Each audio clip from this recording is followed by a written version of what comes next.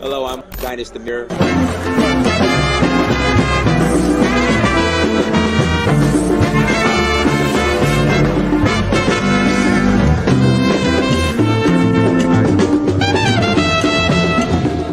So I reached out to another friend of mine. I said, look, I need to go on vacation somewhere. Where should I go? He said, go to Africa.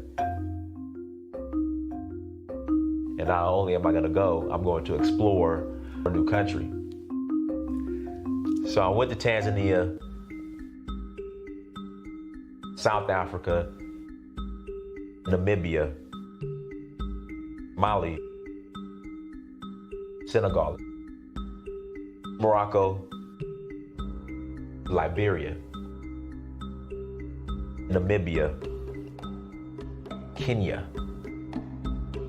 the Voodoo Festival in Ouida,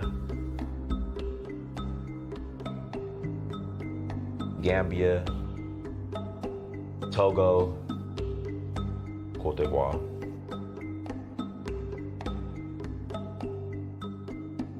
Sierra Leone,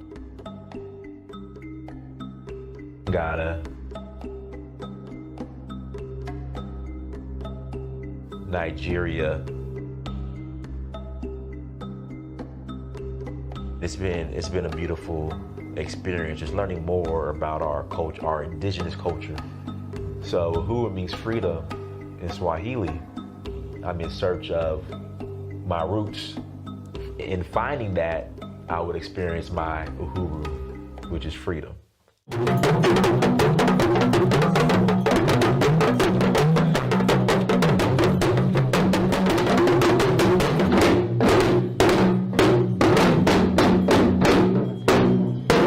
Till next time, amirdynast Amir, I'm out.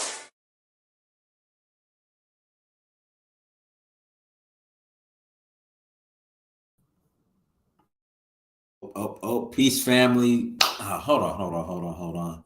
Sorry about that. Let me get the energy up.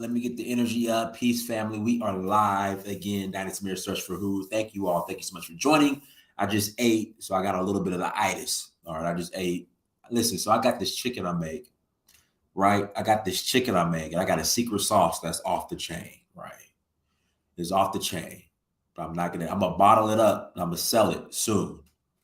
Okay, Adewale Foods is coming. So I'm gonna bottle the sauce up. My secret sauce is off the chain. So I just ate some chicken and I got that itis. But we're gonna push through it. We're gonna keep the energy up. I got brother Genesis that's coming on here in a second. It's been a minute, Kala's he's in the weight room. It's been a couple months now. It's been some months. But today's topic is, can Pan-Africanism survive without intelligent Black society? But before we get into the topic, guys, listen, if you're watching this or when you watch this, if you have not bought the documentary In Search of Uhuru, I need you to go buy the documentary right now. The trailer just played. It is the #1 documentary, okay? The #1 documentary. First, I said it was the #1 documentary, when it comes to Black American diaspora and African engagement. Listen, it's the #1 documentary, and it's going to make you and inspire you to travel back to the continent and follow a similar path to mine. So make sure you go to searchforuhuru.com and buy the documentary. And then tours. We are rolling to first Sierra Leone. All right, Sierra Leone. All right, April 19th through the 30th. We are rolling to Sierra Leone. So visit donfo.africa. Citizenship is available to those who qualify as well. Again, make sure you go to donfo, DANFO.Africa. Again, go to donfo, DANFO.Africa. Hey, Wally, you need to come to Senegal for the Jazz Festival. Then we are going to the Jazz Festival. Again, we're going to the Jazz Festival.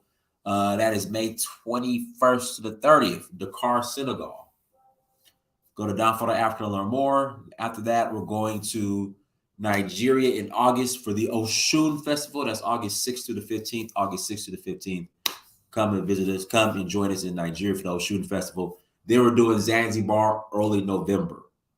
So get all the details, go to Danfo.Africa. Again, please visit Danfo, DANFO .Africa family. Without further ado, it's been a minute. Let me get the goddamn. We're gonna play the damn drums. We got the drums for our brother. Let me stop the screen.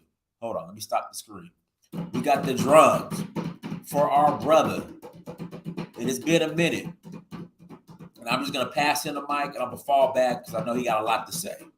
Because it's been a minute. All right. Brother Collagenous is back with y'all. Hey, what's up, Prince Dynasty Samir? Search for UHURU crowd. Thanks for having me tonight. Yeah, it has been a minute. A long time, man. Long time coming. Hey, see, now I moved from my studio to my garage. Now I got a new setup down here in my garage. Okay. And everything like that. So you don't have to see me look at my ceiling fan no more. You know? It ain't cold in your garage. Is it garage? No, my garage, I got a space heater and 70 degrees today. Oh, okay. Yeah, okay. Got 70 degrees today. It was warm out today, man. It was beautiful out today. You know, summertime. You know, I still don't believe in climate change. It's another thing I'm gonna talk about today. That farce called climate change. You know, how that affects Africa and stuff like that. What's going on and stuff like that. But thanks for being with me. I'm Collagenous, chief host of the Voice of the College Nation radio show, broadcasting on Wednesday nights on DeVille Radio, www.devilleradio.com. You can listen to my radio show, and it's the largest Black-owned urban music and hip hop in the world, right? Broadcasting in 150 countries, live online. It's the largest Black and urban music online. As a matter of fact, I'm looking for Afrobeats DJ. You know, soon. You know, when I go to Liberia. You know what? NBA YoungBoy, you ain't gonna play. Well, we have a lot of discussions because one of my childhood friends, right? He has, to me, the best DJ team on there. And I recruited him. He's a DJ, right? Mm-hmm. And they do old school, and they make Saturdays on 4:00 Eastern Standard Time. Look for the show butter experience, right? You want to get amped with real hip hop and everything like that. My boy Chris, we've known each other since we were 12 years old. He's a DJ on there. His part of their record producers and everything. They're on there on Saturday night. I do like I have the first talk show on DeVille Radio. It used to be Gangsta Radio. Now it's DeVille Radio. We cut the gangsta out. It's DeVille Radio. I got the main talk show on Wednesday nights every week. And now since I came on and when I show people how to do talk radio and stuff like that, now there's a couple other talk radio shows that make them more music and everything, but they talk. You know, I told them that there's a lot of interest in commentary. Now people are doing the same thing I do, social commentary, culture critique and everything. But I'm the only Pan-African show and talk about geopolitics and everything on there. So my show is a College Nation radio show, 11 o'clock Eastern time on DeVilleRadio.com. Download the app. If you're on the App Store, you can download the Gangsta Radio app. That's still good. That's still Gangsta Radio app. If you're on the TuneIn on your car, plug in Gangsta Radio app on your TuneIn, your Spotify, whatever. We're streaming on thousands of platforms and everything throughout the world. Anyway, but tonight, I wanted to talk about a serious topic, right? About the state of the Pan-African world right now. And people have been seeing me around social media. I have not been happy with some of the stuff, including myself, that's been going on in the Pan-African world. I said years ago, the Pan-African movement, right? When I've been studying now in this movement for over 30 years. Okay, I studied the science of infrastructure, the science of development, the science of STEM, and all this stuff like that, geopolitics, and all this stuff like that. How we got to where we are right now, what's going on in the Black world and everything. And I'm telling you now, we cannot let another generation pass without making bold moves. Okay. Because let me give you an example. Back in 1990, Ebony Magazine did 2 articles on Nigeria, right? 2 articles. I think it was 89, I can't remember. But I remember I was so excited, right? Because when Ebony Magazine do a feature article, right, back in the days, the whole issue is about that country. They'll have several articles throughout the thing, but it's all about the country. So they went to Nigeria. I have the original Festac Ebony Yeah. magazine when they did back in like the 70s. I got the original. 70s, yeah, 70s. The Festac was important because the largest group outside Nigeria was the Black America attended there. A lot of these people came there from the Congo. Remember, because people were still in the Congo from the Ali Frazier performing fight, So Stevie Wonder was there. Fela Kuti boycotted it, and I'll talk about that. He boycotted the Festac, because they didn't say nothing because the people were not talking about the dictatorship and the corruption in Nigeria. And he boycotted, so he didn't go to Festac. But what I'm saying is, in 1990, right? So I became intrigued with this idea of a black superpower, Nigeria. I was so proud. I said, "Wow, this country is going to have so much potential to really liberate us, and we're going to have a black superpower in the region." I thought Nigeria was going to be like Japan was to Asia and helping Asia develop and stuff like that, connecting the diaspora and stuff like that. And throughout the 90s, right, I was watching closely, as you know, Dynast, right? I was studying Nigeria, everything about Nigeria through the Shaw Institute. I got all the information and everything like that. Everything that went on in Nigeria between the rejection of the structural adjustment programs, everything I studied, right? And like I said, and over the years, I began disappointed, right, that it didn't turn out the way it did. And so that leads me to the conclusion, right, that although there's some people that did a lot of well in Nigeria, but I thought Nigeria was going to be the one place where we're going to have some sort of black power, black power, black industrial power, black industry, modern Africa and everything. And we need this. Why? Because if we don't modernize, right, we're going to lose the indigenous culture we have. Let me give you an example. India decided to modernize, right? To preserve their traditional cultures. But Africa did this just the opposite. They didn't industrialize and modernize, right? But we adopted the white man's cultures, whether it's Islam, Christianity, or just the Western ways of doing things. We mimicked the white man and all the other things other than how his economies work, how his infrastructure works, and stuff like that. So we have all the aesthetics of the white man, all the stuff like that. We put the wigs on our heads, the white wigs on our heads, and stuff like that. And we talk proper and everything, proper English. We speak the King's English and all stuff like this. But the ways the white man has developed himself, where he's a donor nation and he has all this power and influence and everything, we have never gotten to that point. We need a He was mad at us. Hold on again. So we're trying to reason. I think Brandon, is your case tomorrow? Is your hearing tomorrow, Brandon? Press one. No. Hearing is tomorrow, Brandon. No. I wasn't mad. I wasn't mad at y'all. Brandon. I love you, brothers, man. I can say things sometimes, whatnot. Sometimes you guys do irritate me sometimes, but I do love you. But the bottom line is this: we have to get to the point where serious discussions, right? And let me give you an example, right? I'm gonna give you guys some props, right? I be hearing some knockdown, drag out, serious stuff with you, your boy, about what's the name, Abube. I be hearing some serious discussions. Brothers be talking all this stuff, right? But when you look at what actually goes on the ground, none of that. Why does that never translate to legislation and part and stuff like that? You ever notice that there's a disconnect? You got all these people that basically have all this information, but when it comes down to it, we keep making the same stupid mistakes. Thing. I'm trying to that thing, that investment in professional class in Black America. If we can reach that class of Black America, we're home free, and link those with the people on the continent, we're home free. The problem is that they capitalists, Carla. They capitalists. God, they bootleg. Got that bootleg. Well, let me tell you something, man. The bottom line is this, right? Unfortunately, and like in the conscious community, right, there's like the leftovers of Black America, right? In the leftovers. I'm not trying to diss nobody, nothing like that, right? But when people are conscious and everything like that, it's basically, for the most part, people who've not been able to succeed academically and in business and everything. They have nothing. So therefore, everything in the that's successful, right? Oh, he's bootleg. They'll find some reason Like Robert Smith, he gets $40 million. Man, he's a cap. He's part of the Greek letter fraternity sorority, man. That goes to show you there's no real love in Black America, right? If you basically have, I heard he was a Freemason. I heard he was I heard he's in a lodge, man. Ooh. Yeah. I asked him, what's wrong with the Masons? Well, see, they be doing secret things and stuff, man. You know, he's pretty tall. You know what I'm saying? They be doing secret things and stuff. And yeah, I saw that secret. He had his figure like this. Yeah, you know what I'm saying? So, like this. Illuminati. And what gets me is you got these dudes, man, living in a shelter somewhere, you know, on their cell phone, using up their little Boost Mobile minutes, right? Intimidating everybody into believing, you know. But yes, I believe Colin will be successful. Baja, he did two brothers who got the contract to go to Broadland and Angola.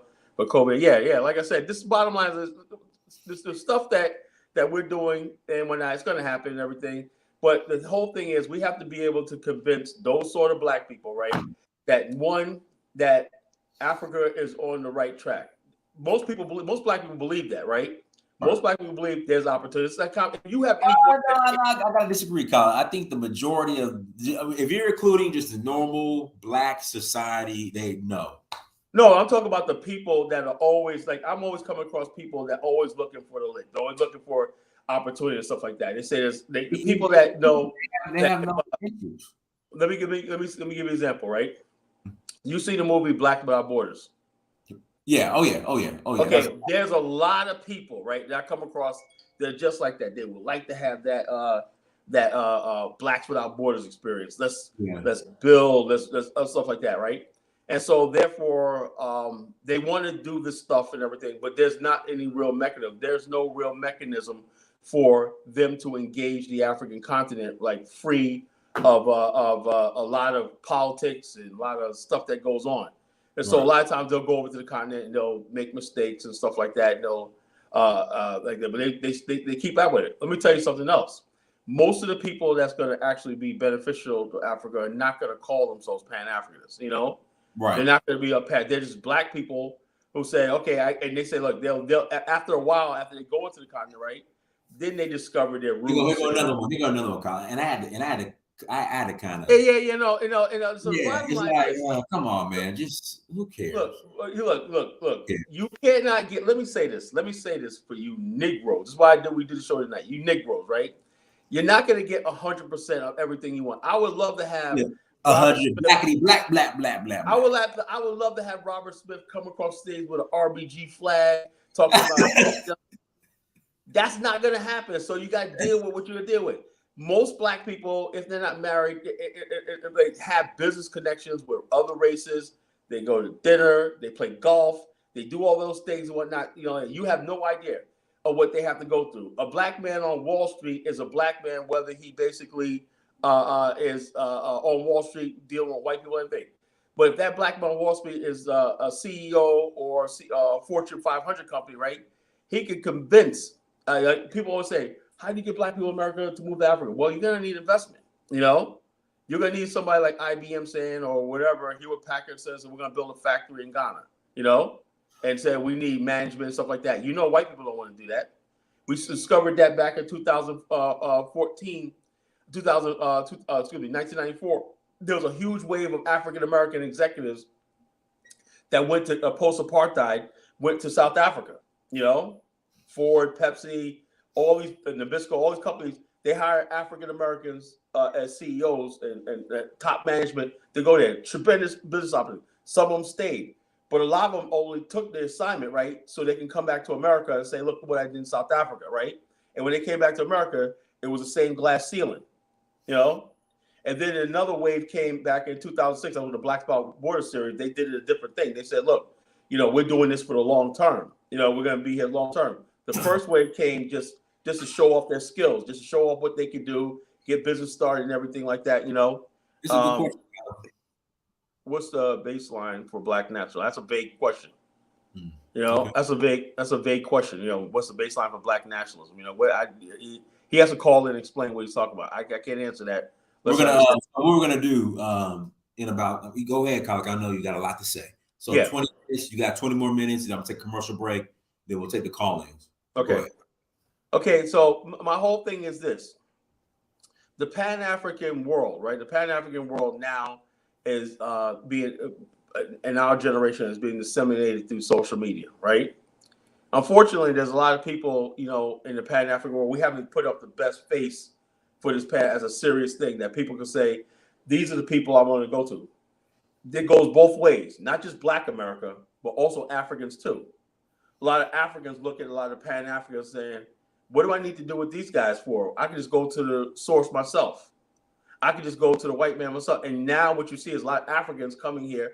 They're not basically getting with Black Americans, right? They're just going right to white people, Chinese, whoever's here, and they're getting the investments or whatever they can and doing their own thing. I learned this years ago. It's like they're not going to sit back and wait for Black America to get together. For what I mean was the people who are interested in Africa, right? When you talk and everything, you should have a knowledge about what's going on as far as investment, what's going on with trade, what's the countries that you talk about as GDP, what's that debt to inflation, debt ratio, what's the inflation, what's all these factors that people want to know, the raw numbers when we talk about that. So when you act like you're in tune to this, right? People will say to you, okay, you know what you're talking about.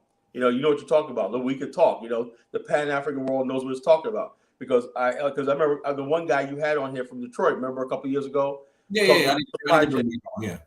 You got to bring him back on, and guys like that, right? That talk about the supply chain and stuff like that.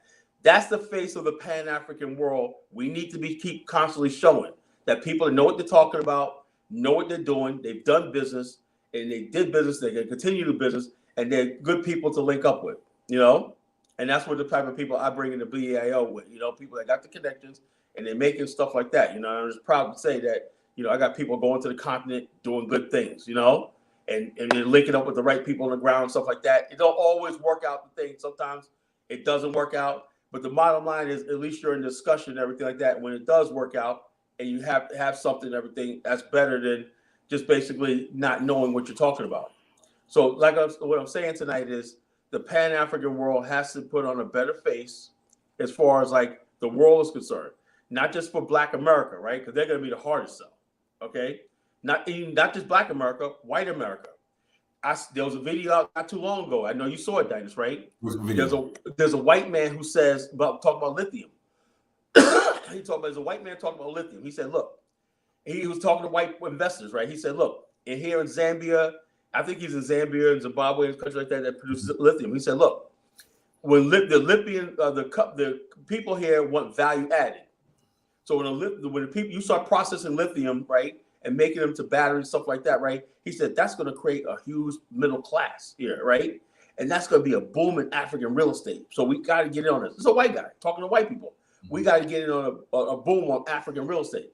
So white people and all these people are basically watching these trends and everything. The African countries like Nigeria and everything are stopping the export of raw lithium.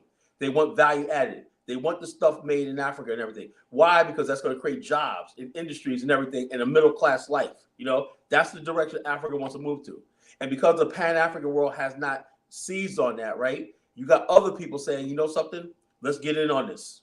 That's a wave of the future, like that. And this is what I'm talking about tonight. The Pan-African world is losing to these other people and everything because we're not basically talking about real science, real business, and real economics. I said this before, and I've been telling people this. So when I'm in Senegal, I'm at the Pullman Hotel.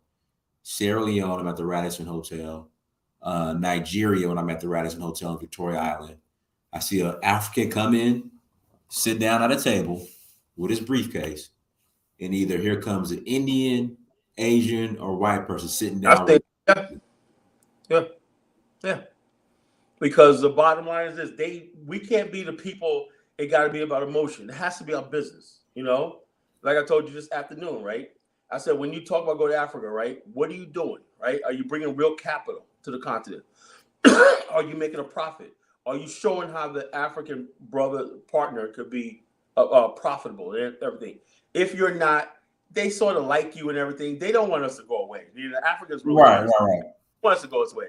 But we're not bringing our A game. We're not bringing our A game. We're not bringing the Robert Smiths. We're not bringing the McKinsey and McKinsey Corporation, and people like that. The people that got the billions in capital to build Africa and stuff like that. We're not doing that, you know. So we're thinking we're gonna layman. We're all nickels and dimes and everything like that. And yo, I got $10,000, man. I'm gonna go to Ghana and build me a beachfront resort. And I'm like, yo, look, Negro, stop. You know, what you can do as a Pan-Africanist, right, is stop demonizing investment, development, venture capital, and stuff like that, and say, yeah, look, be an attraction magnet. You know, say the Pan-African world is about education. We're about science. We're about building. We're about all this stuff like this. And then people will say, okay, you know, we can have a conversation. I'm about that because I know a lot of Black people that, like, you know, the reason why they hated the Pan-African world because we thought we were against making money, and we're like this. It's like I'd rather have this Black man in America make the money, right, than have to deal with the African and then fall to the Chinese. You know what I'm saying? But a lot of people are discouraged because they don't want to be pegged as some capitalist and everything. We need that sort of energy going into the continent. You know, we need that sort of education level. People like this. Now, there's another, like, my friend Sam in Liberia. One second, guys. As you come to the chat room, please hit the like button. Again, please hit the like button as you come to the chat room. Really appreciate it. Again, please hit the like button. All right, go ahead, Colin. Okay. Now, my friend Sam in Liberia, right? He's a businessman and stuff like that. He's my partner in Liberia. He told me about a African American people that he's dealing with out of Atlanta, right? They have what they, software for human resources, right? In other words, basically, you can run a business in Africa, right? And they basically outsource your human resource department to them, right? So when the person says, okay, they do everything from payroll, everything like that. So all you do is just make the money. And so therefore, when an investor comes and says, let me see your books and everything, because it's managed by a U.S. firm, your company's managed by a U.S. firm, it gives you more credibility. And so I'm saying that could be a game changer in what we're doing. I said, yeah, that's a good idea, because a lot of times, people don't know where to start. If people say, yeah, this company's managed out of Atlanta, Georgia, right? Here's the facts, figures, everything like that. Here's the payroll, here's the profit margin, and stuff like this. Well, on the ground, you got access to computers, stuff like that, but your stuff is being managed overseas, because in developing countries, right, there's a thing called risk, and so it cuts down the risk about where investors are. Investors come to this company and says, yeah, we got this company right here. They manufacture this. This is a profit. This is employers. This is their layout, everything like that. And they're dealing with people from the United States. So they know they can put the money here in the United States. The money's eventually going to go to Liberia, right? But they're dealing with people inside the United States. So all these sort of things, as far as like bridging the gap between capital and investment and stuff like that, are good. Being a good business in Africa is good, but it does not mean it's pan. Yeah, look, main thing is Alluri. I know Alluri, that's the way he thinks and whatnot. Business is business, right? Unfortunately, like I said, the only people really talking about Africa to the masses of Black America is the Pan-African community. There's no real Black people in America just going to Africa. They go in there, but they're not on broadcasting. They're not saying they're Pan-Africanists. They're not saying they're stuff like that. So in the future, if the Pan-African movement is going to be relevant and whatnot, we have to start courting those sort of Black people who may not have our Pan-African politics. Like, I want a nation of my own. I want land. I want stuff like that. They may not be into all that, but they may be interested in. Let me give you an example. If you're managing a pension fund for a city of Baltimore, right? City pension funds loan out money throughout the world in sovereign wealth and stuff like that, right? There could be billions of dollars available for African development through pension funds, through college endowments and stuff like that. Howard University's endowment is like $1 billion, Now endowments, what they do is, like, Spelman endowment went to Ghana. I think Spelman went to Ghana, and they built things over in Ghana and stuff like that. That's what the endowments do. They invest and they do stuff like this. So we sit on college endowments in this country. We sit on Mayor Adams of New York said, all these Black people in America, these are African cities. Oh, really? But who's basically controlling Detroit's pension funds, right? people don't realize Las Vegas was built off of Chicago's employee pension funds. Billions of dollars, loaned to build casinos. Sony Records and industry, Sony Records is funded by New York State pension funds and stuff like that, That's where the money comes from.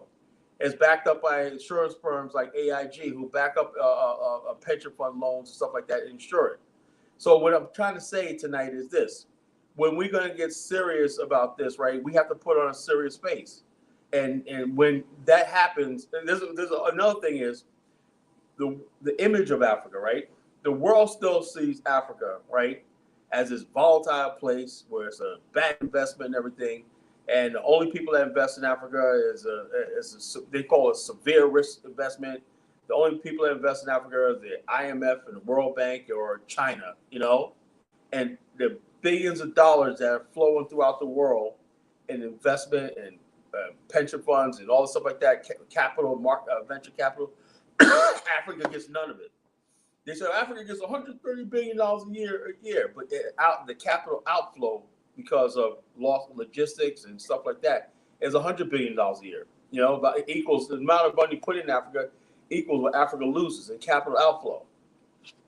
So what I'm trying to say tonight is the face of the Pan-African movement. If we want to sell Africa to and help Africa and everything and help our motherland, what we have to definitely do is put on a better face as far as like the Pan-African world. I don't know whether the Pan-African world can make that case now, because of the damage that, the damages that we see on social media and stuff like that.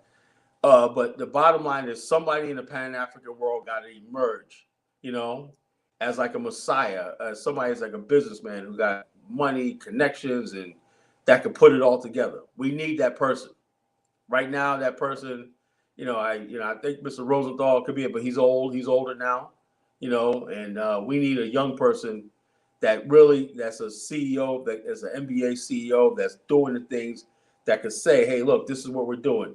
They got networks and stuff like that together to be the face of the Pan-African movement. The economics, let me tell you something, folks. Investment economics is what's going to drive this, right? Cultural enthusiasm and stuff like that is good. But what's going to win them is the fact that if you could convince American companies in America, which is still the largest economy in the world, America's not going anyplace, the dollar's not going anyplace, stop dreaming, If you could basically say Africa's a safe investment and show where we could do a fair trade, not the stuff the Bidens are trying to do. They're trying to do the same old, If you say this is where Africa's going. Now that white guy, right, that I was talking about earlier, right? Now this guy is a venture capitalist and everything like that, and this guy could pull billions of dollars together and everything. That's what we're up against. But he's not a Pan-Africanist. What you're going to have to do if the whites do that and the people that aren't Pan-Africans do that, right? Then Africa is going to be not a black person's continent. We're going to be strangers very soon in our motherland because the Pan-African world has not put together real serious people, on that level. And they're out there. There are black people, black investors and everything all over the world that can do this. But they're not. They're linking up with other races and everything. So it's not in the Pan-African spirit. So that's my opening. If somebody wants to call in now, if you want to. All right. So what we'll do, we'll go and take a commercial break, and then we'll come back. And I'll put the link in the chat room. People want to call in and add to the conversation. Link is in the chat room. We're going to take a quick commercial break. Got to pay some bills.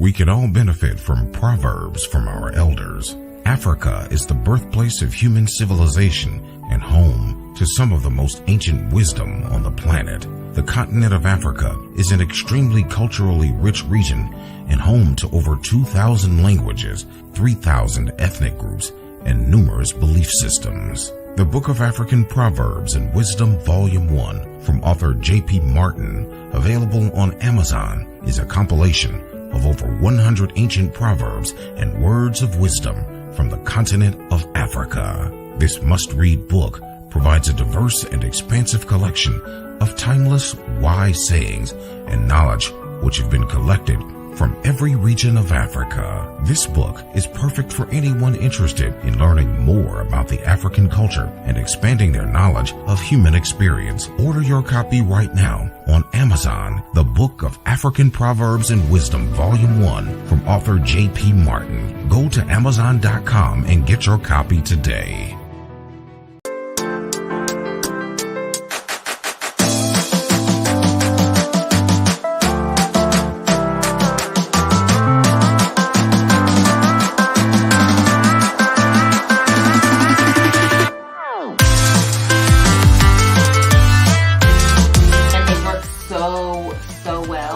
Really love this brand because first off, the products are quality. I have amazing hydration. You guys can see the shine. You guys can see the definition.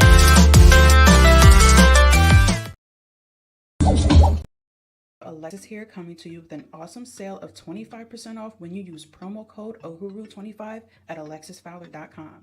I provide services like digital art, logo designs, packaging designs, web designs, social media flyers, and much more. If you're an entrepreneur with a business or a startup company, make sure you take advantage of this opportunity, getting 25% off when you use promo code UHURU25 at alexisfowler.com.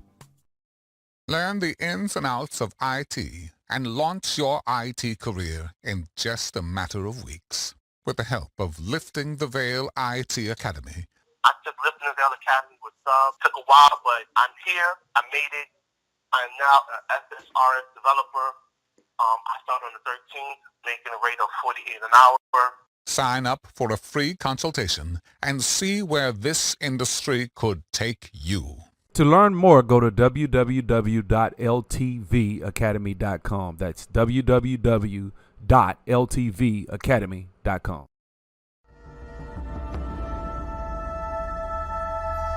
At the Okoli Law Group, we specialize in producing justice. If you or a loved one in the Atlanta metro area is facing serious criminal charges, then you need serious legal representation. The Okoli Law Group is here for you. The Okoli Law Group is here for us. The Okoli Law Group, serious legal representation.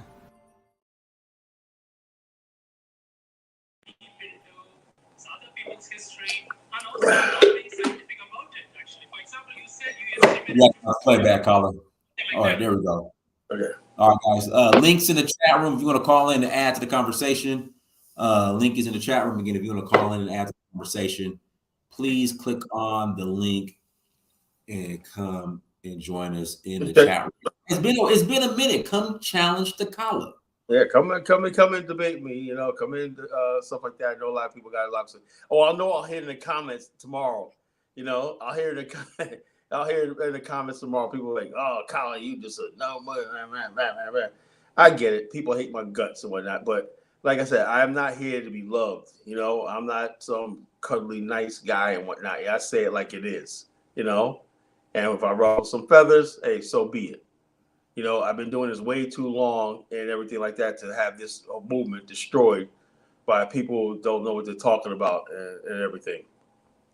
I want to talk about this thing about climate change, and it's a real contentious thing, you know, because I've had a lot of people and in my association have that bought into this. There's like one more thing that I got to overcome. Despite all the problems that we have in the black development and everything, now here comes this climate change thing. Just when black people are trying to basically say, you know something, we're going to build industries, we're going to build this, we're going to build that. Suddenly now people come up with this curveball talking about, oh, we got to start with climate change. We got to get rid of the gas engine. Like the state of New York talking about, we're getting rid of gasoline engines by 2007 years, whatever, which is not possible. You know, and African countries cannot get the necessary loans and stuff like that to develop itself, which means it can't build a standard of living for its people. So you got millions of Africans living abroad in places like Ukraine, Russia. And there was a video just now going around the internet where a black girl in the UK or Ireland got beat up by a mob of white girls. Just happened yesterday or something like that. It's going around the internet. beat up with the parents cheering on, beating up. So going to these white countries, dying at sea, and dying at sea in the Mediterranean, crossing the desert, being captured as slaves, and everything like that is going on, only because we don't want to do the one thing is to build the motherland. You know, all hands on deck. Every black man from the Caribbean to North America to South America, Europe, and everything, Africa has to be home base. And the African governments that run the countries are just nothing but facilitators of a Pan-African global reawakening, renaissance, and development. That's the way the world should be operating right now. Anything less is just treachery and foolishness.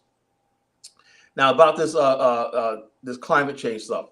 Colin, you want to take a caller first before you? Oh, let me say this before I'm going to just make a brief statement, and then this person come in.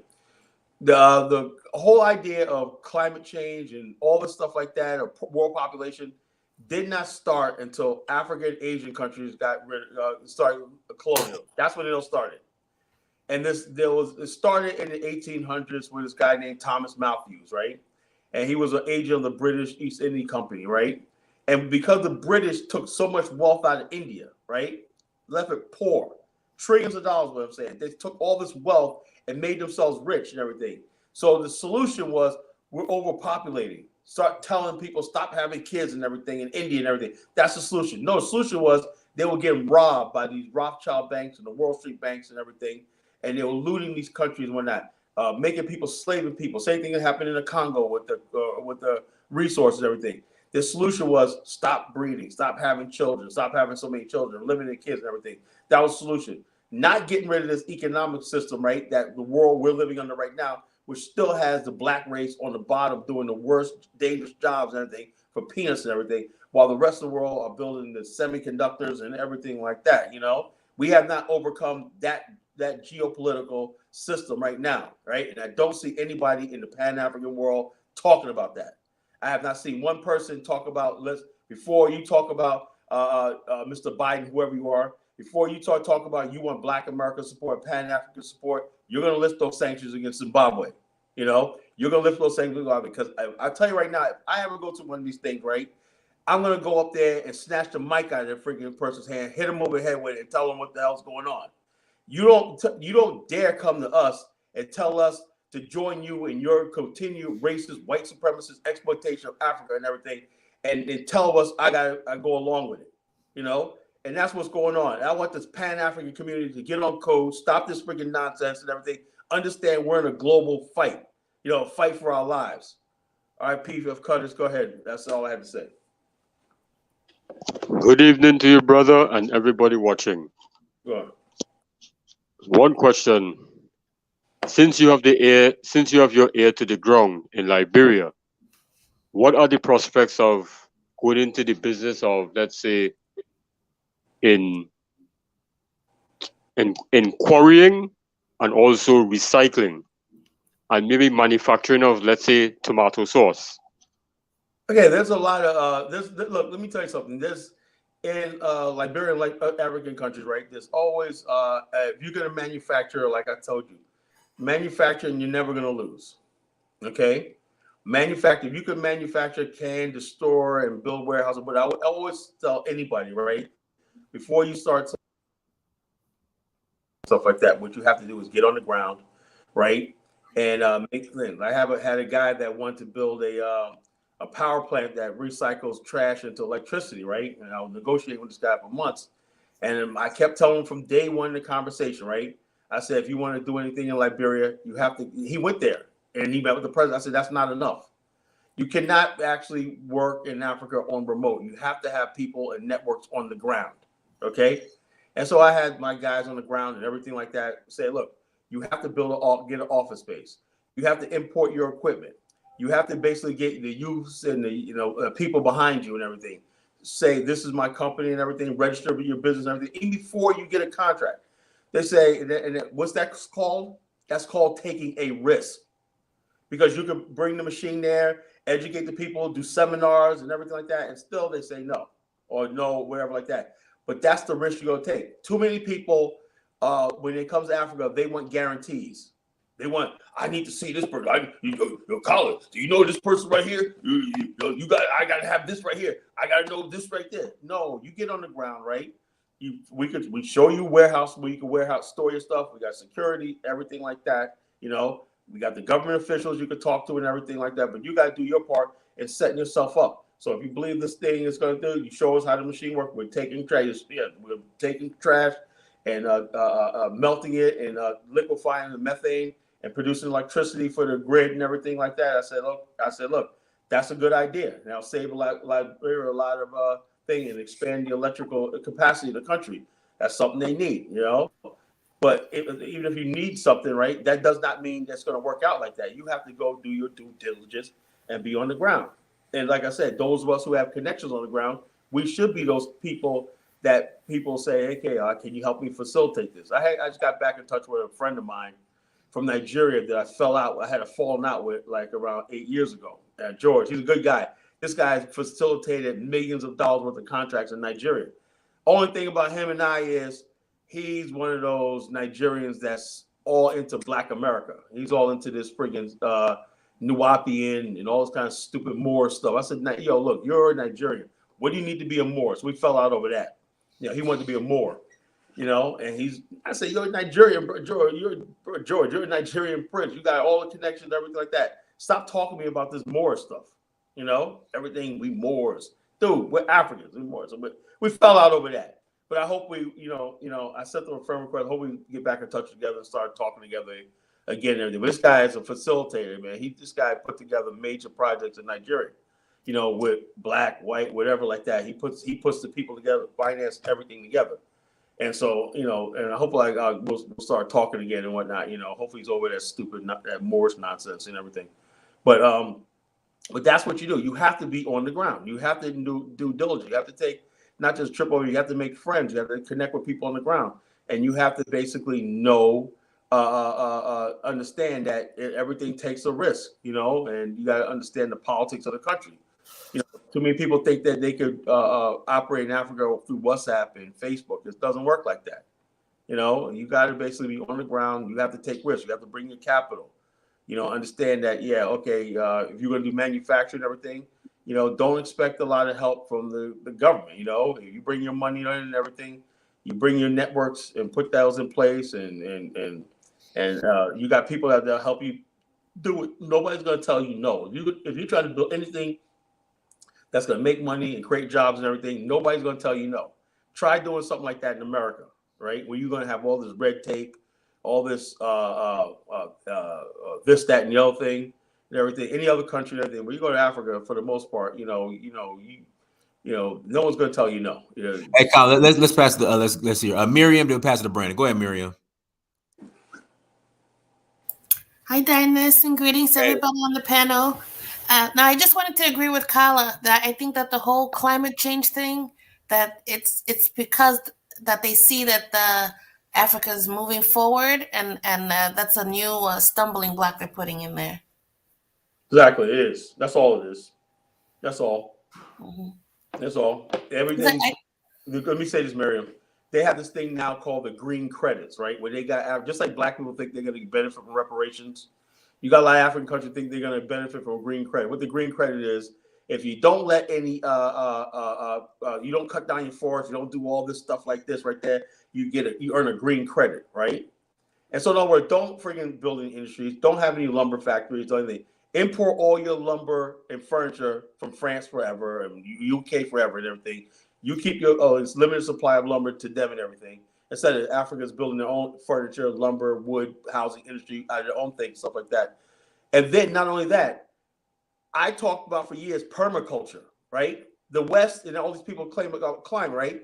The state of Israel planted billions of trees in the Negev Desert and green in the Negev Desert, and basically brought moisture to the atmosphere, and basically said, they made the Negev Desert livable. So the permaculture can solve the problem of the soil that's creeping south in the Sahara. That's a problem in northern Nigeria with the Fulani herdsmen, because the Sahara is creeping south and everything. It has been for 2 decades and everything. Permaculture can stop that. Water irrigation from diverting water from the Congo Basin to the Sahara Desert can green the Sahara Desert. But that won't happen because white people have a romantic thing about the Sahara Desert. The Sahara Desert thousands of years ago used to be green. People don't even know that if they study African history, right? It used to be green, teeming with wildlife, right? But the West, the Sahara Desert. Let's get rid of the Sahara Desert, right? And create this green oasis. The Sahara Desert could be just like southern Sudan, the most fertile place on the earth, in the Nile River, the Blue and the White Nile Basin and everything. Could be the most greenest place on the earth. And southern Sudan have the agricultural capacity with its fertile soil to feed the whole entire planet. It's been documented. So all this stuff like this, all this tools to like Gaddafi built aqueducts in the desert, you know? He greened the freaking desert in Libya, right?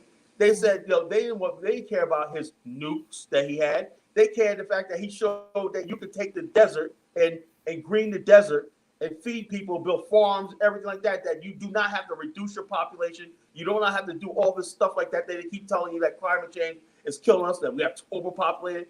Gaddafi showed you how to do it.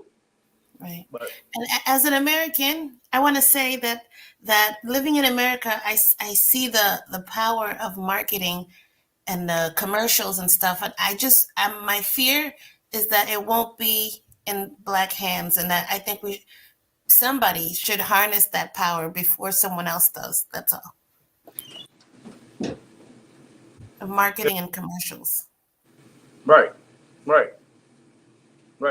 You're absolutely right. It's like I said, we have everything in our hands, but where the real power is, where the money comes from, where the money lies, and stuff like that. None of that ever is in our hands. It's always in somebody else's hands. All we have is the foolishness and the tomfoolery in our culture. That's all we have. No, that's not what I said. I'm saying that we can have it. No one has it right now. No one is being strong with the marketing, and we could do it. It's so possible. All we need is a bunch of actors, funding, of course, and it can be a powerful tool. Let me say this, Miriam, right before Brandon gets on. Black America and Black allied America, anybody who's that want to see progress and everything like that in a soft tone, in a pragmatic voice and everything, and people who have not written humanity off, because what is happening is bigger than just Black people in Africa. It's like a whole sects of humanity have been written off, right?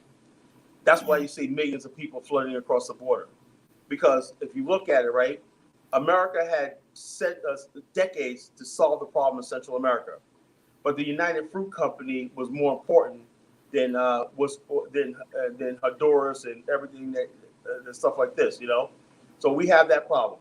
You look at Asia, right? Japan basically took its capital and invested in Southeast Asia, right? Now it got trading partners, business partners across.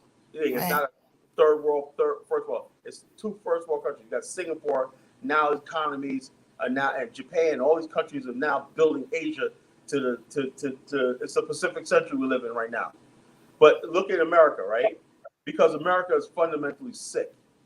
America, you got sanctions on Cuba, right? You got poverty and cartels in Mexico, right? You got capital flight and people flight in Nicaragua, now Venezuela. All these people swivel to the border and everything. America has never invested in this hemisphere. We're still living under the Monroe Doctrine, where America feels anything provocation in the Western Hemisphere is a threat to its sovereignty. That's why Matrice Bishop was deposed in Grenada in 1983. And that's why they still had this thing on Castro, because instead of saying, Cuba's a country, right? Let's give it some respect. America can't fathom giving a country that's not pure white respect. And that's why the only country in the Western Hemisphere really doing good. Hey, Kyle, let's pass it to Brandon. Let's pass it. Go ahead, Brandon. Hey, can you guys hear me okay? Loud and clear. So I want to read something from an article that I was reading real quick. Brandon, is your hearing tomorrow? No, it's on the 10th. So Friday. Yeah, Friday. Okay, cool.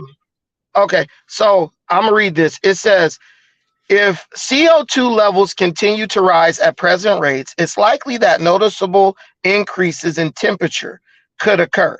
It is likely that notable increases in temperature could occur. SRI scientist Elmer Robinson and R.C. Robbins wrote this. Changes in the temperature on the worldwide scale could cause major changes in the Earth's atmosphere over the next several hundred years, including change in the polar ice caps, right? Dynas, do you know that this was written in 1968? This is just the same, listen, the same political tricks that they used in the 60s to get people to accept higher taxes, less return on investment as Americans, and to handicap countries like Africa, South America, countries that were able to produce large amounts of oil, timber, and different materials that you use to build things with, right?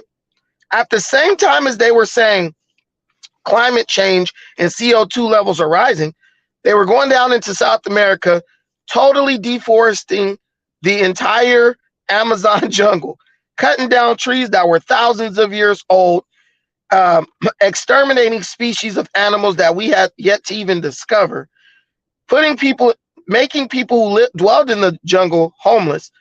And while at the other side of their neck, they was talking about, oh, there could be an increase in global temperatures. Now you go on the EPA.com, same exact verbatim rhetoric. Oh, there could be. Oh, in 300 years, the temperature of the planet could go up by 1 decimal of a percent in a hotter direction, right?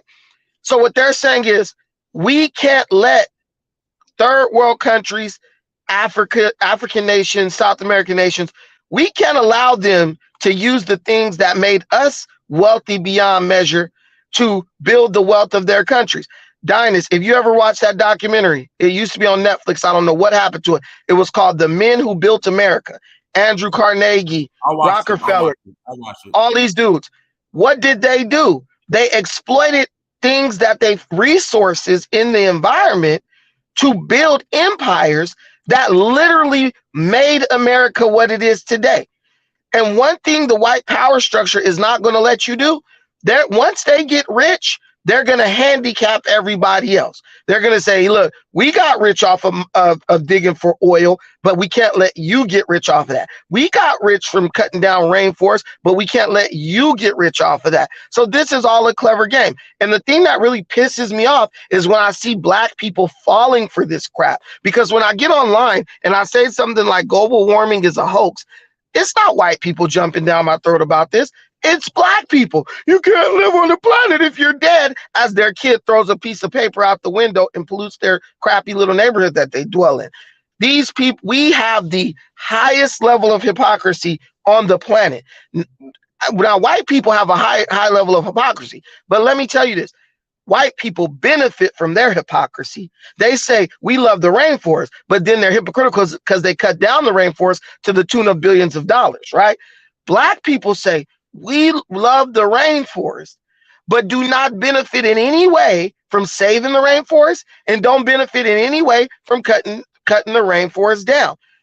We're going to have to let go of that hypocrisy, Dynas. We're going to stop cutting ourselves off at the knees, virtue signaling, pretending to care about the environment. Because I see black people who love the environment so much, rolling down the street every day on the freeway, in a damn Escalade Suburban with one person in it, driving in traffic at freaking 3 p.m., 4 p.m., 5 p.m. That same person will get on the internet and say, global warming's going to kill everybody and we need to save the planet. That's why Donald Trump or somebody doesn't need to get elected. But these people are killing the planet every single day. We just got to cut the hypocrisy, bro. And I want to see more conversations around things like global warming and how black people should respond to that stuff, because all it's doing is handicapping us so badly, mentally, and we're playing right into the hands of the people who want to keep us suppressed. You're absolutely right, brother. And also, like I said, now another thing, caveat for that, I want to put on the panel is this. Now, I was asking, but mine was asking me, cars in Ghana. I said, look, we're not there yet. I told them how the Japanese did it. We could build a car industry in Africa. Every country in Africa, I would say Kenya to the east, maybe Kenya, Tanzania, linked together, Nigeria, Ghana linked together, South Africa, the Southern Africa region. Between all those three countries right there, we could make the manufacture the parts on the continent, with South Africa being the main steel producer. I said to myself, we could do all that stuff like that till we can get 80% of the parts that's manufactured on the continent and assembled on the continent right now. Then that's billions of dollars to Africa. Now people are talking about this, right? But here's the thing. Now, basically, since everyone's thinking about, Africa needs to start making its own cars. We understand this and everything. People there's new pipelines to build gas. Museveni is determined to build that pipeline, right? From Uganda to the port in Tanzania, right? He doesn't care. Because along that port terminal, right, all types of industries going to spring up, and spring up industry. He said that's going to create jobs, everything like that. Suddenly, guess what? You can see it. These people talk about he's going to ruin the environment on that. And what's these pinko rainbow people, along with their black uneducated allies in Uganda? Yes, job having, no money having, worry about some environment, And they said it's going to be on a path. The pipeline's going to be on the path. And the thing is this, though, has a difference between this and Nigeria. The oil that's going to be extracted here is going to be refined and used to build industries in Tanzania and Uganda, right? And it's going to be, and the excess, right, is going to be exported to Europe, like gas. Finished refined gas is going to be exported to Europe and everything. So in other words, Uganda is going to be in a position like Russia is. It's not just some place to extract crude oil, but export them gas, take the war to them, export gas to them. And so therefore, they're trying to stop this, say, no, you can't do this.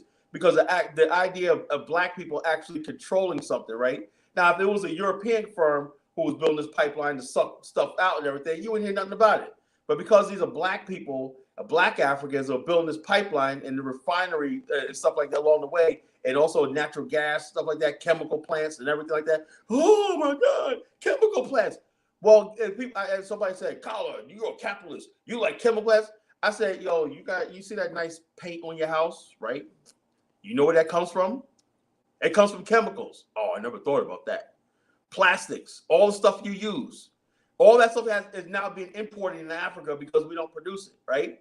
So if we start making our own plastics and stuff like that, everything right there, we reduce the price of it, create jobs, create industries around it, and be environmentally, socially responsible. But that's not good enough for these people. They're saying, hey, Carla, pipeline at all. Good. Carla, we got the climate change people in the comments, right? The activists. They said, Brandon, why don't we just cut down all the trees? Oh, you saying pumping all the world's oil ain't gonna have a negative effect? Listen up, dummy. White people are gonna do that anyway.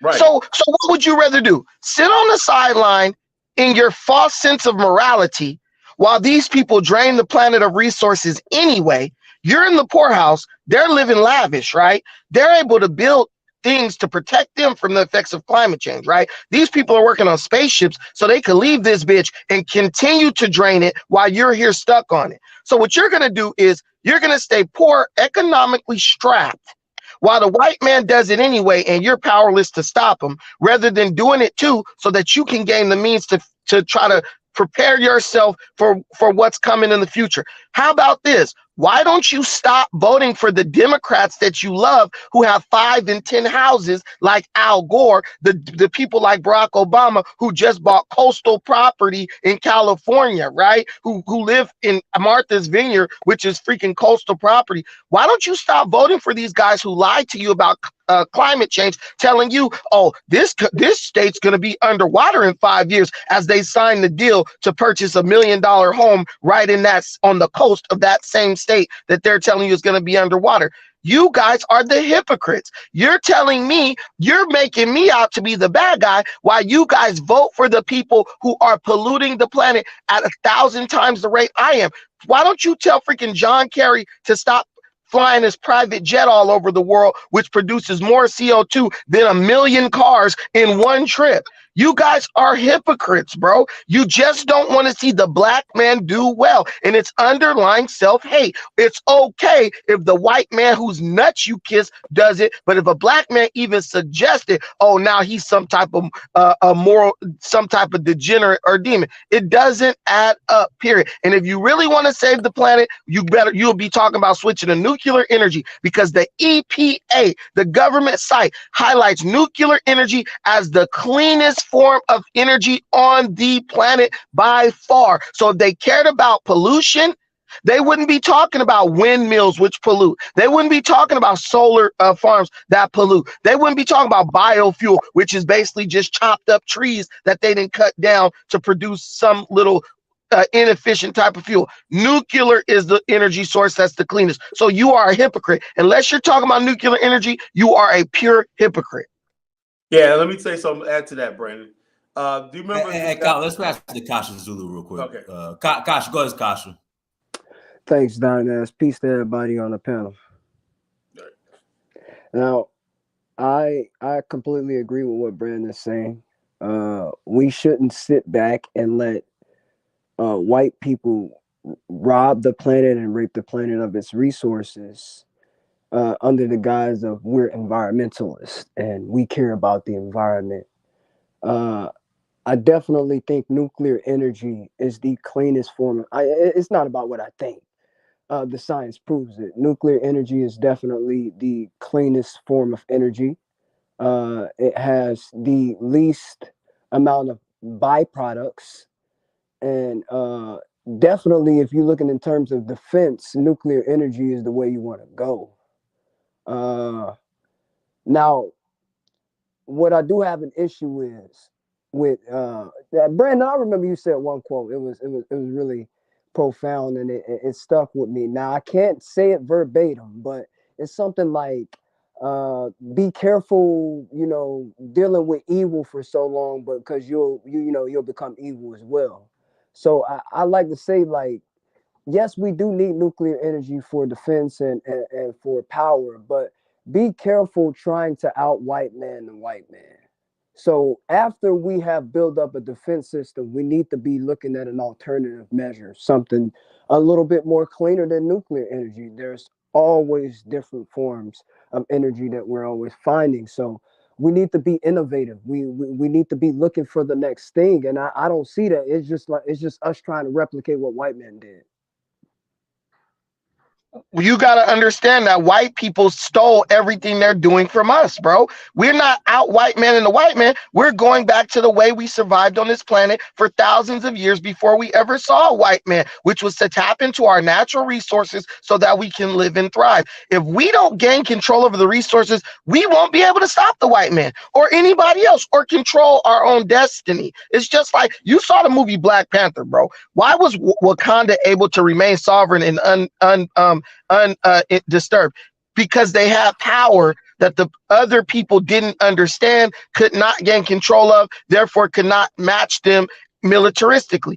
We are living on a chessboard right now, and he who controls the chessboard is he who controls the trajectory of the planet. And I'm not saying we're going to take over the world in 50 years or 10 years or whatever. We're not trying to take over the world. We're just trying to have a little bit of autonomy when it comes to our own destiny and what we're going to do. No one's trying to be like the white man, because the white man, he's clearly showing you he's on a path of self-destruction. He's preaching, he's out here protesting for the right to abort his babies. He's out here and it's in that area where we're trying to out white man the white man. Virtue signaling, self-destruction, preaching things that do nothing for the progress and upliftment of our society or our people. That's where black people show their ass at. Religion all up in the aisleway at the church falling out. Sitting up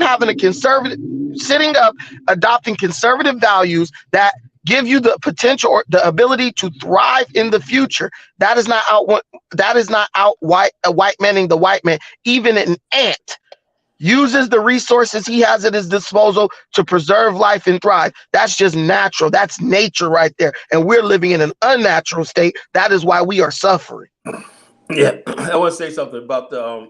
Remember a couple of weeks ago, Al Gore and all these people was in Switzerland. I forgot the name of the city, and they had the World Economic Conference and everything. This is an unelected body of government, right? right, is deciding what's going to go around the world and stuff like that. And they talk about climate change. Now, get this. These people flew in through private jet, right, from the airport. Although they all flew in on their Gulfstream jets to this place, right, to discuss climate change, right? Then instead of basically taking a shuttle bus, they all packed their own SUVs to this place for a summit. And Al Gore's up there with his hypocritical self. A couple of days before that Greta, you're gonna ruin my planet. That chick, she's out there protesting and stuff like that, doing. Hey, God, do it again. Yeah, you're ruining our planet. You know, these people, these 300 little people. Hold on, God, do it again. Do it again, God, do it again. You're ruining my planet. You know, these people are insane. It's like I'm living in a twilight zone, man. I'm living in a goddamn twilight zone. And people want to talk about the climate. Let me tell you something. The climate and all that stuff like that did not happen until black people in these other countries start developing. Now, you don't show me anywhere in the world, like when the white people were, like Brandon said, were the Carnegies and the Rockefellers and everything, when they had to get their money and built their wealth up and everything, and we're still living on it. Well, you go to Rockefeller centers in New York and stuff like that, at Carnegie Hall, like that, their majesty and wealth went out of what is America that shaped the modern world and stuff like that. We're still living on. The bridges you see, the infrastructure you see in America and everything. This is the lifestyle that we are addicted to in America, this lifestyle of the first world, everything. It was all because those men went out there and did what they had to do.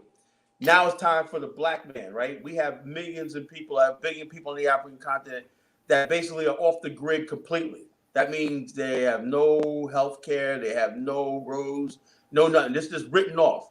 And the bottom line, you know what America's official policy towards Africa as far as aid? Population reduction.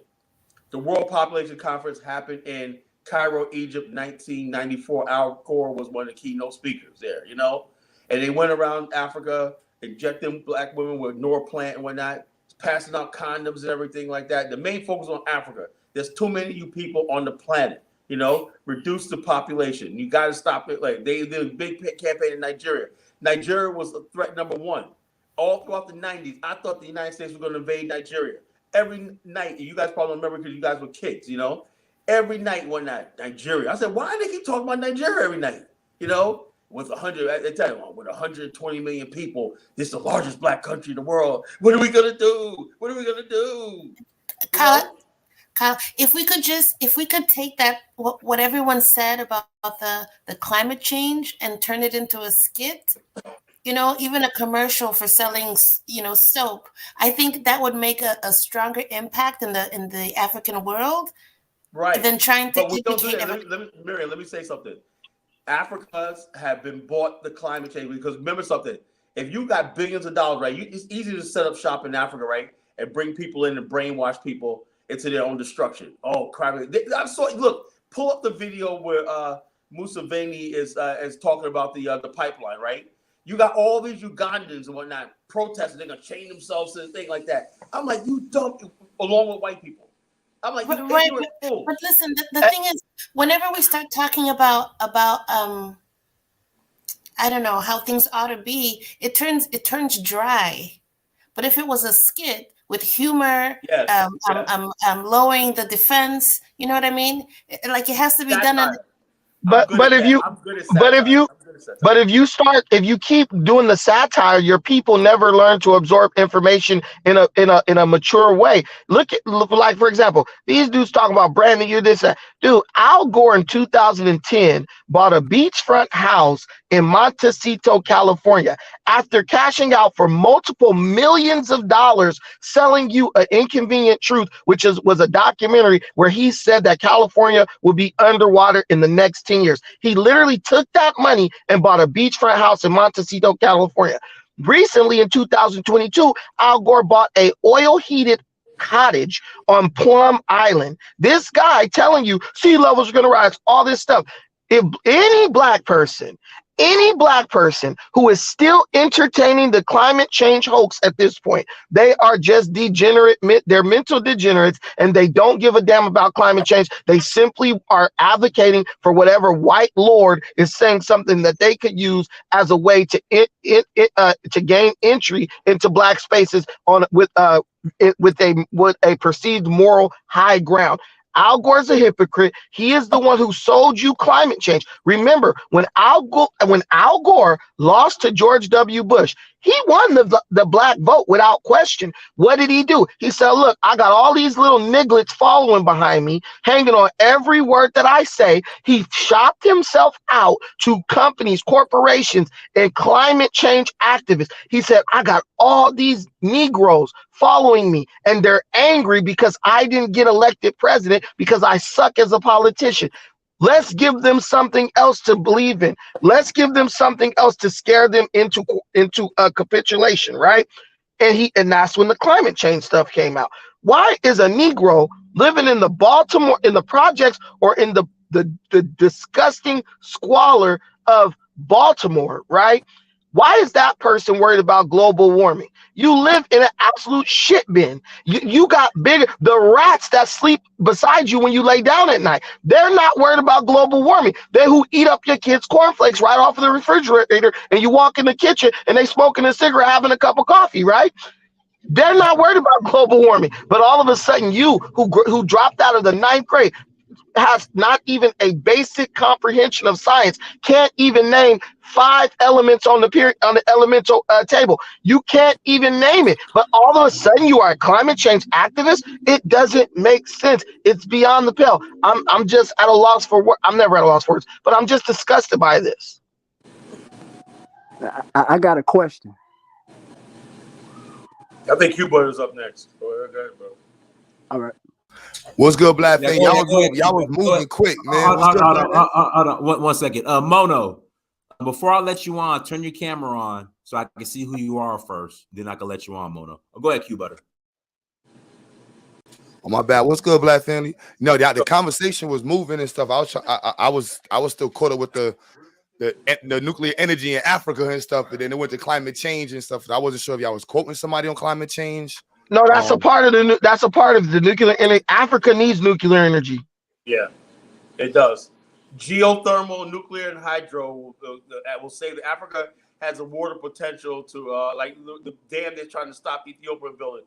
25,000 megawatts of electricity could basically light up the half of the continent. You know, with the powers the powers of the Zambezi, the Congo, and these other rivers in southern Africa, the Great Lakes. There's enough water, not only just hydropower, but the water potential.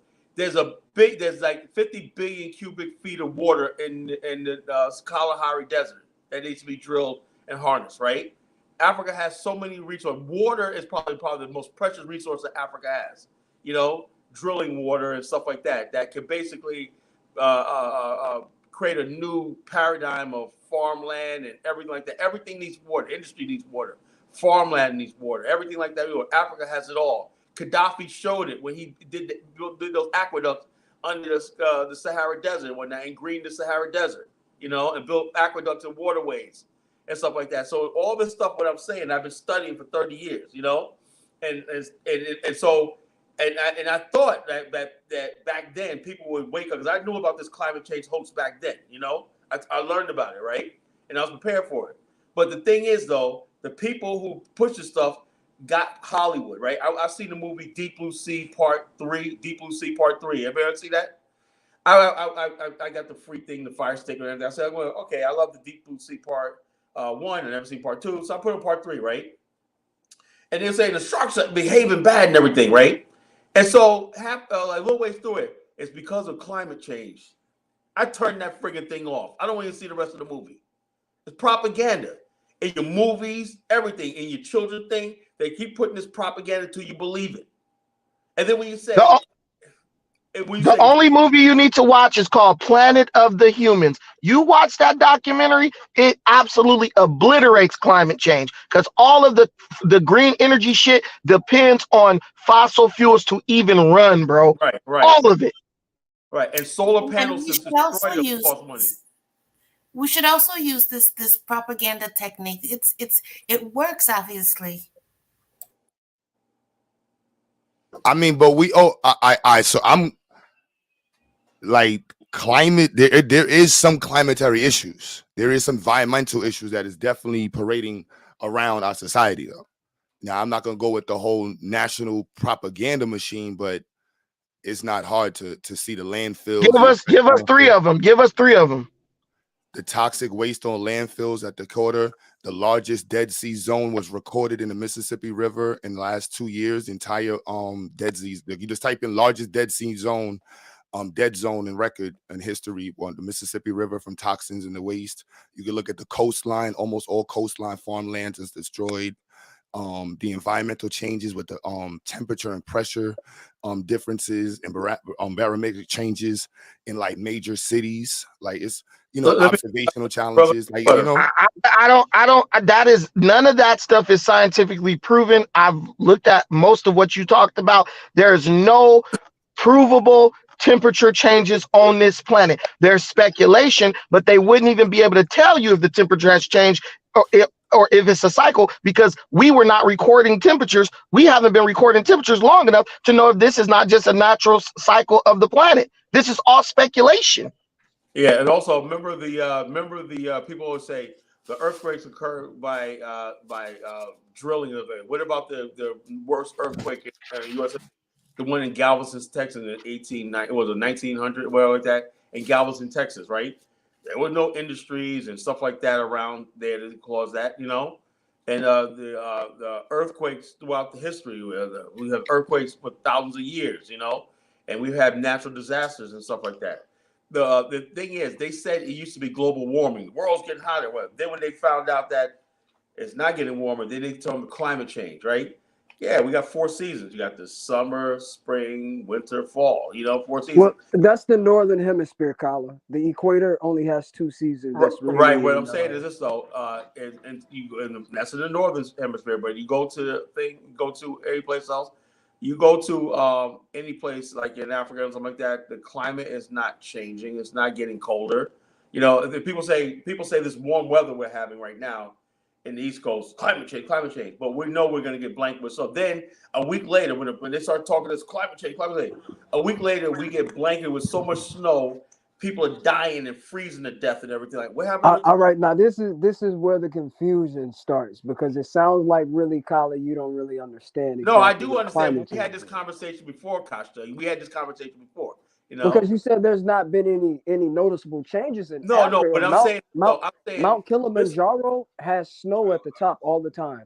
The snow has been receding. They have the numbers to back that up too. Mount Kilimanjaro is a glacier. Mount Kilimanjaro, the top of the mountain of Brandon. Wait a minute, bro. Wait a minute. The top of Mount Kilimanjaro is frozen solid. It's a glacier. So you can measure the thickness of the glacier. You can. But what I'm telling you is, listen. But what I'm telling you is, we have not been measuring the thickness of glaciers long enough to know if there was a time in history where that thickness went where the ice at the top of the Mount Kilimanjaro totally melted and then came back.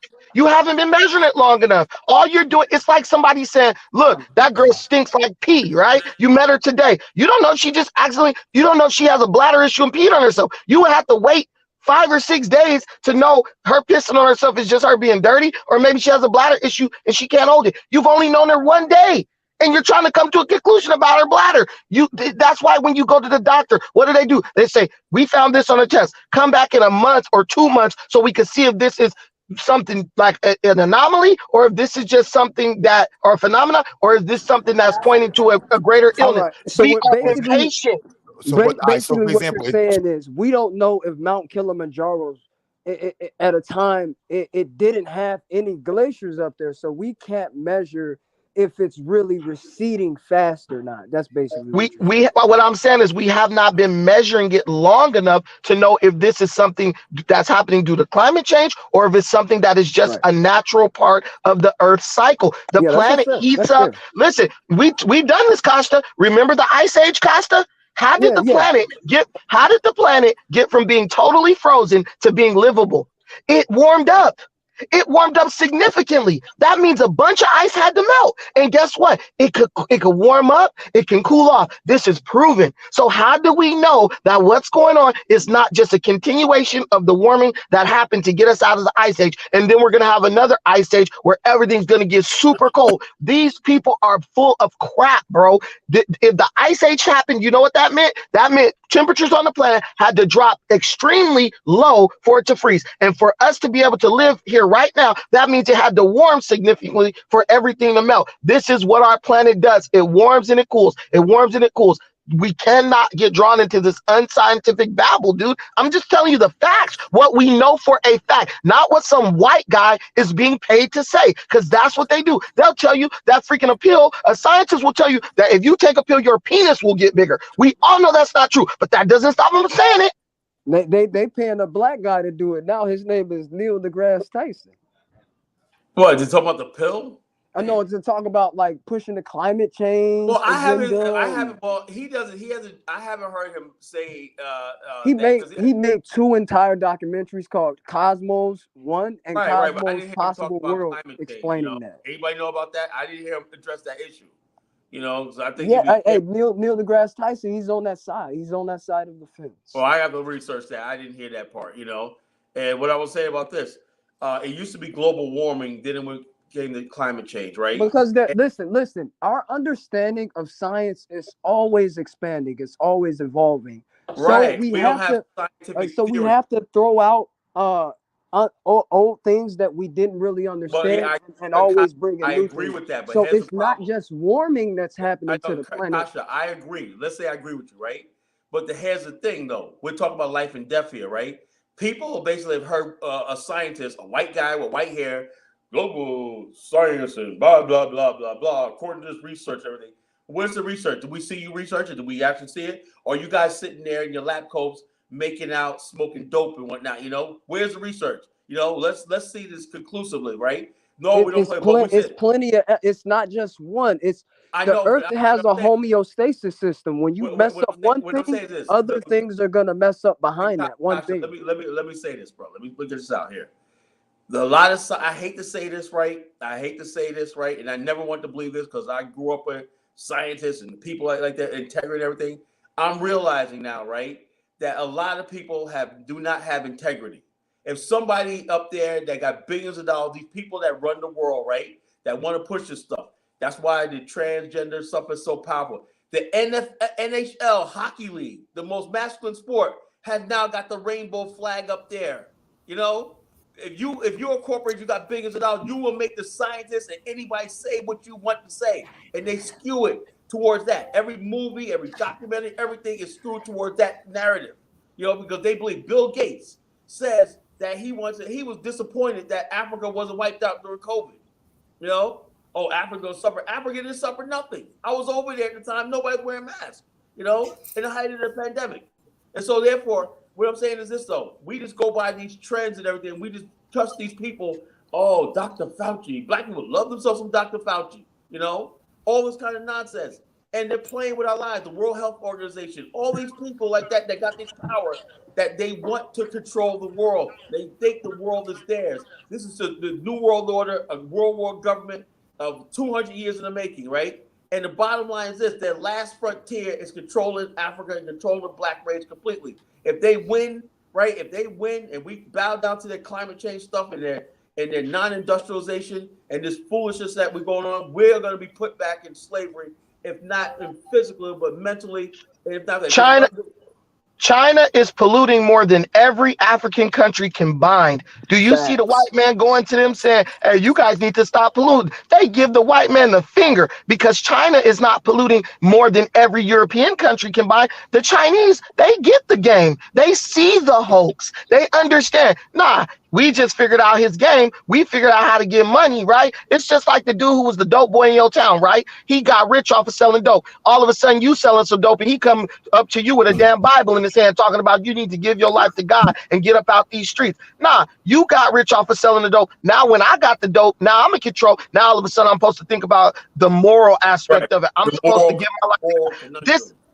This is all just a game white people are playing. Because you know what the white man said? You know what the Chinese man said? He said, "Oh, you want to save the planet? All right, well, stop mining and drilling for oil and natural gas. You do it first, and in 10 years, 20 years, we'll do it too. You do it first." Black people are the only fool that sit up and let the white man tell them, "Hey, if you jump down that cliff, you're gonna land on a cloud, and it's gonna be a bunch of naked chicks on there, and you're gonna be living the best life ever as soon as you do it." We just jump off without even looking. You know what the Chinese guy gonna say? He gonna say, "Okay, well, you jump first. And when you land, you holler from down there, and then I'm gonna jump after you." That's all I'm asking black people to do. Stop letting white people make you the global freaking test dummy for every damn thing they say, every speculation that they make. Neil deGrasse Tyson is a cool dude, but he got absolutely destroyed by Patrick Bet David over the COVID-19. The hypocrisy on that video. Oh my God, he doesn't. But listen, you wouldn't even have to worry about that if black people understood. Just because white people co-sign somebody does not mean they know everything. Because I bet you if you gave that dude, Neil deGrasse Tyson, a quarter pound of hard, bet you he wouldn't know how to make that shit. I mean, if a quarter pound of soft, bet you he wouldn't know how to turn it into hard and make $12,000, $15,000 with it. As smart as he is limited to the school of thought that he ascribes to. That is it. That's why when PBD start talking to him and arguing about COVID and start bringing up the numbers and stuff, guess what? He looked fucking dumb because he trying to overtalk him. Man, he had a nigga moment. I'm not lying to you. But look, he did. Listen, he was lost in the sauce, bruh. Because just because someone is an expert on one thing doesn't make them an expert on all things. That's why Fauci being an expert on HIV didn't make him an expert on viral transmission, because he's not an expert on that. He's not well studied or well read. All these people are doing is getting information from a certain source. Do you know who Fauci got information from about COVID? He had one guy stationed in China who basically was listening to everything the Chinese government was saying and was repeating that back to Fauci. And Fauci was using that one guy to make rulings and put in policies concerning COVID-19 and the way we should handle it. These people are not perfect. There are no perfect people. Use your damn brain and make sure that they do it before you try it.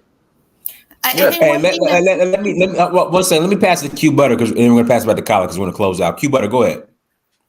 So I was gonna say China published their official mid-long-term greenhouse emission development strategy in 2021, and they also pledged to reach the max of carbon and peak emissions before 2030. NASA reported in 2018 that due to COVID, they recorded the first recorded lowering of the ozone layer holes, the holes in the ozone layers. Love you, King. So that was recorded in 2018 by NASA. And in 2017, the largest dead zone was recorded in the Gulf Coast. These are all well-documented facts. And the brother earlier, he alluded to something, the equilibrium that the system has to have. I don't really, I agree with being a skeptic and a critique of how propaganda and what white folks try to tell us that we should be politically aligned with. I definitely agree with y'all. But as a science head, I definitely, and a person I can observe, I do see the changes in the environment and the effects that industrialization and rampant industrialization has on our, on the environment. Hey, Q Butter, my good brother, man, my good brother, with all due respect. I know your work. I appreciate what you're doing and stuff like that. But we have to get to the point where we have to stop, and I say this respectfully, this idea of everything you have in front of you, your microphone, everything comes through the process of industrialization. But the thing is, we're consumers of it. And the reason why we did this show tonight was to say that the black race is not part of any global supply. I get hurt when I see this, right? I was watching the news today, right? And they'll talk about the global supply chains of something, right? And they'll say about, this like the United States, they'll talk about stuff being smuggled in and everything like that. The global supply, it's like the supply chain is something that stuff can be smuggled in and everything like that, because everything's so systematic. There's no unloading. It's like throughout the world, billions of people are contributing to the global economy whether semiconductors, microchips, everything, car parts, everything, the global supply chain, fiber optic, everything like that. How much of the global supply chain that we are end consumers of, $1.2 trillion, right? We're part of the end of. How much of that is produced by the black race? It's in China, Japan, India, all these countries, right? Now you got countries in South America are producing into the thing like that. They're industrializing and they're producing. Why is that the black race, right? The industrialization is not going in place, right? All we're saying is this. If we're living on this world, right, unless we're just going to disappear and die, right?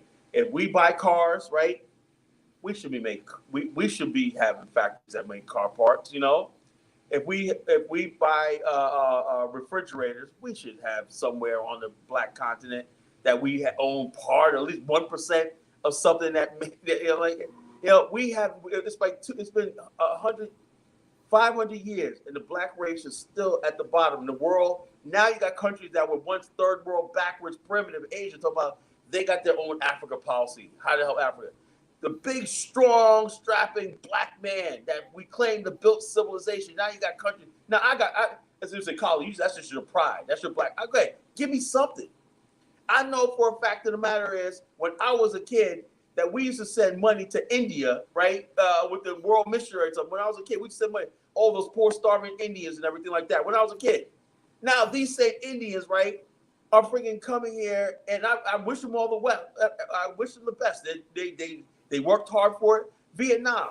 When I was a kid, that we were pulling out of the Vietnam War. You had all these Vietnamese refugees. I remember when they came, when I was in elementary school in the 70s, they used to come to black neighborhoods and whatnot and go into the projects. 40 projects got some of them, in North Carolina, down in public housing got some. These people are destitute. Now Vietnam's becoming an economic power. What the hell happened? Why is that at the same time we don't see black countries doing the same thing? And because they basically says, industrialization, all that stuff like that wrong. And we got to stop listening to liberal left-wing activists and whatnot, these rich white people who got all this stuff. They're good. They got trust funds. They don't care about this. So they come down here, yeah, man, fight the power, man, fight industry, fight all this, fight the banks. No, we need banks. We need industry. We need all that. We need a nation. A nation has all that. That's what I'm talking when we talk about nation and national and black national. We need all the stuff that makes the people strong and powerful. So we have to think in that terms in the future. I want to add that we really need scientists to do the research for us, so we can know the truth and not have to depend on other people who have agendas to say what they think the truth is. Yeah, you guys. Hey, everyone. Well, Kyle, go ahead and close out, Kyle. Tell us about your show. We need to basically have our own STEM science communities and everything like that in Africa. They have to be based in Africa. I don't trust anybody getting money from the Ford Foundation and all these other people and whatnot. We need unbiased scientists that basically look at Africa and study climate change and come to our own conclusion and everything, and come with a conclusion that basically doesn't tell us that we got to stay in the Stone Ages, right? While the rest of the world passes us by and everything. And they're not going to stop doing what they're doing. We're supposed to be poor, destitute and everything, and living on scraps and handouts and everything. And that's what this so-called green credit energy has started doing one night. And that's what I'll say. The topic of the show was the intelligentsia. I'm very proud of this conversation tonight.